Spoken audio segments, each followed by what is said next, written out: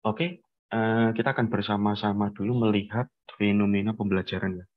Sesuai dengan judulnya tadi, kita akan di sini belajar bersama-sama bagaimana media pembelajaran ini nanti bisa meningkatkan motivasi pembelajaran peserta didik kita atau murid kita gitu ya. Oke, sekarang kita cross check di sini. Nah, ini semoga kita nggak ini ya, bukan termasuk guru-guru yang tipikal style mengajarnya teacher center yang saklek gitu ya. Nah, ini. Oke, banyak sekali pola pembelajaran kita saat ini memang paling nyaman ngajar itu adalah dengan satu model tertentu gitu ya. Nah, banyak sekali dari kita kadang nggak nyadar gitu ya, cenderung satu arah ke murid kita gitu. Kemudian, kalaupun kita bertugas, kadang tugas, tugas, tugas, dan tugas gitu.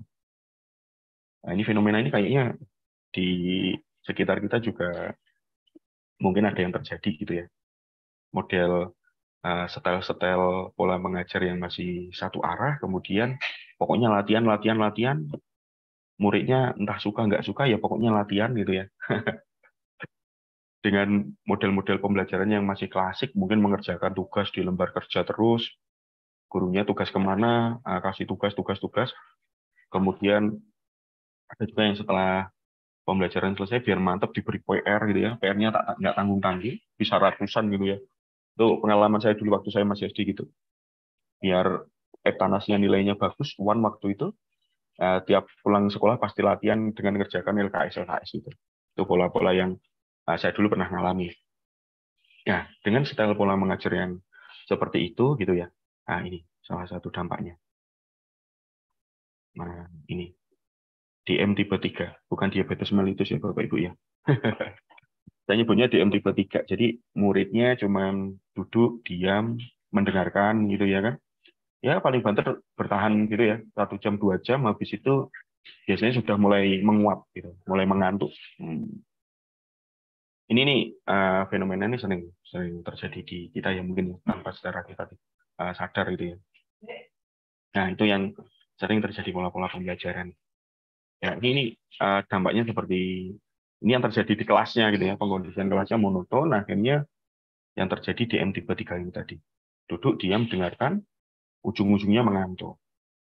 Kemudian yang paling bahaya lagi ketika nanti si anak-anak ini pulang. Kadang kalau saya pernah di sekolah yang masih dasar banget atau di bawahnya dasar, adiknya dasar di PAUD, itu kadang nggak mau sekolah karena takut. Nah, bisa jadi takut dengan gurunya gitu ya.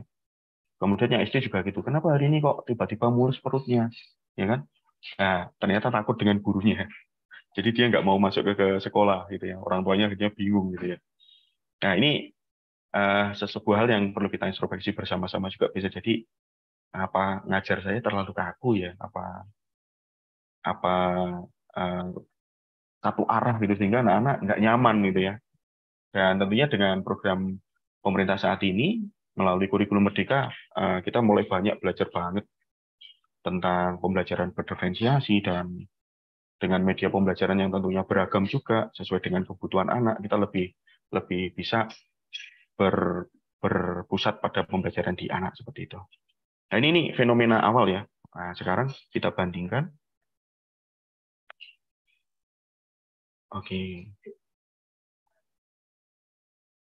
oke sambil nanti ngetik-ngetik ya mungkin ya biar biar saya juga tahu pengalamannya Bapak Ibu semua juga gitu. Kita akan flashback dulu waktu kita sekolah. Oke, yang ready bisa ngetik di kolom chat gitu ya. Pengalaman yang paling Anda ingat ketika masih duduk di bangku sekolah dulu. Kalau saya pernah, ini yang paling tak ingat ya, ini praktek belajar biologi sama guru saya itu ketika ngomong kecambah nggak hanya diceritain tentang kecambah, tapi gurunya juga praktek di situ. Ada medianya gitu ya. Nah itu. Ayo benihnya ditanam di situ, ya kan? Nanti dicek perkembangannya tiap hari seperti apa, diukur gitu. Kecambahnya kalau bahasa Jawanya muntuk-muntuknya berapa, tumbuhnya berapa. Sampai sekarang masih ingat gitu ya tentang itu. Yang kedua, membedah kodok. Nah, dalamnya kodok organnya apa sih? Nah, silakan yang mau berbagi di situ ketik aja di kolom chat, saya pengen tahu. Apa yang paling diingat? Baik menyenangkan ataupun tidak menyenangkan. Nah, bisa ya, langsung diketik di kolom chat, apa pengalamannya. Oh, guru matematikanya killer. Apalagi, apalagi. Oh, praktikum olahraga ya. Oke. Oh, mulai ikan. Ada yang membuat tempe gitu ya. Oke, terima kasih. Mantap ini, ada yang membuat sate. Kayaknya jualan kalau membuat sate ini. Di situ dijual. Oke, ada praktek banyak banget gitu ya. Oke.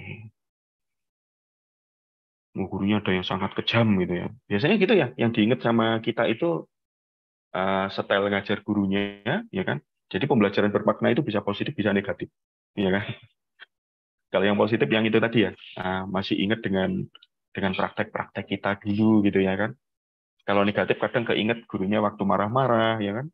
Pernah kuku panjang, dipukul pakai penggaris, itu waktu masih kecil dulu gitu. Saya ngalamin juga seperti itu. Oke, ini banyak ya. Oke. Itu biasanya rentang yang paling diingat. Jadi untuk membuat pembelajaran bermakna, kita ada dua pilihan sebenarnya ya kan. Bermakna yang disukain anak atau bermakna yang bertolak belakang dengan anak. Oke, kita lanjutkan lagi. Oke, cukup ya. Tanya jawabnya di kolom chat berikutnya. Nah, ini ada pertanyaan lagi. Sebutkan menu makan siang Anda seminggu yang lalu. Menu makan siang seminggu yang lalu. Berarti kalau hari ini hari Kamis, Kamis minggu yang lalu. Ingat nggak makan siangnya apa? Kalau ingat, ketik di kolom chat.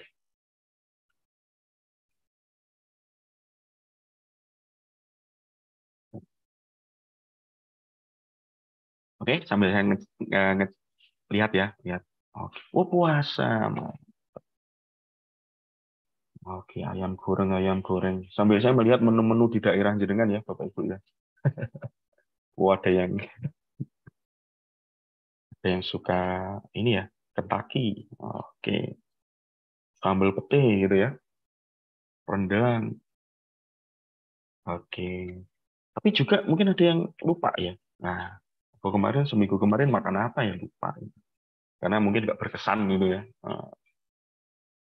Wah, ini menu makannya banyak. Jadi saya tambah lapar.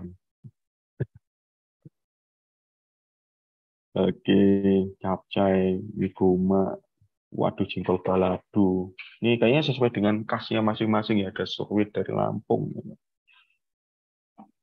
lempah kuning. Oke, supaya. Oke, mantap ya. Terima kasih. Ini sudah banyak berbagi pengalaman semua dan aktif. Ya, kita akan melihat sebuah fenomena yang menarik. Itu tadi fenomena di awal. Kemudian yang kedua ini kita akan melihat itu tadi proses bermaknanya ya. Terus